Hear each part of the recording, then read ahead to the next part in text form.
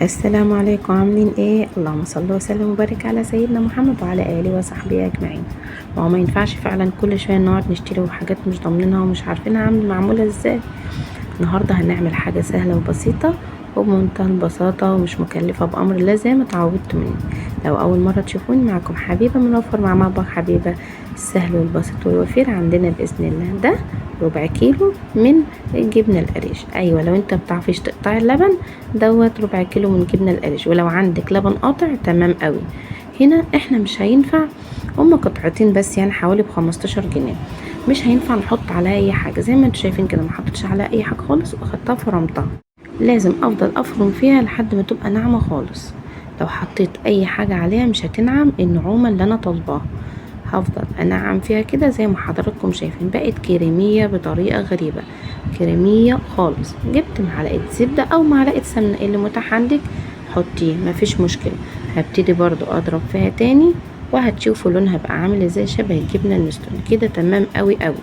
بس يا ريت لو هي عدمه حط لها بذره ملح، ولو هي فيها ملح ما تحطلهاش ملح خالص. افاده هنا، لو انت عايزاها جبنه نستون ما تحط لهاش اي حاجه تانية. لو عندك حته قشطه طعاميه تمام قوي. هنا انا كان عندي وش اللبن حطيته، وانا دلوقتي هعملها جبنه كريميه.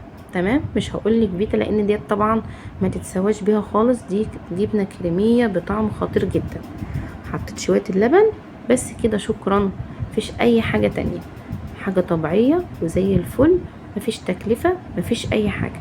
ما تنسيش لو الفيديو عجبك تدوسي لايك واشتراك وتعليق منكم حلو، تشجيع كده، علشان خاطر بتشجع بيكم وبحاول اجيب لكم حاجات موفرة على قد ما اقدر.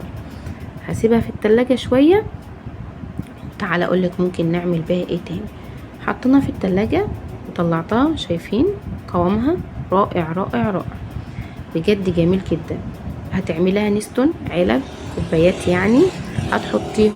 لو انت ما حطيتلهاش لبن زي ما اتفقنا، او معلقه لبن واحده بس، هتعمليها مثلثات، هتعمليها مربعات زي الكيري. بص، منتهى البساطه، مفيش اسهل من كده، بجد طعمها خطير. حاجه تانية، هتاخديها كده زي ما هي، هتاخديها كده زي ما هي، هتحطيها في الكبة، تحطي زيتون اسود هتعمليها بطعم زيتون اسود، هتحطي زيتون اخضر بطعم زيتون اخضر، تحطي بيف، هتحطي لانشون، هتحطي رومي، الطعم اللي هتعمليه. انا عملت سادة وعملت كمان باللانشون، وطلعت بصراحة رائعة. بصي القوام، بجد قوام مفيش بعد كده، جميل جدا. وحاجة سهلة وحاجة بسيطة، ما تنسوش تصلوا على النبي. وحاجة سهلة كده وسريعة، ودايما كده يا رب اكون خفيفة على قلبكم. وبصوا ده عملتها بقطع الزيتون والبيف مع بعض، طلعت بجد طعمها خطير خطير خطير. وان شاء الله اشوفكم في فيديو جديد، وتكونوا احسن ناس في الدنيا، يا احسن ناس في الدنيا. كل سنة وانتم طيبين، والسلام عليكم ورحمة الله وبركاته.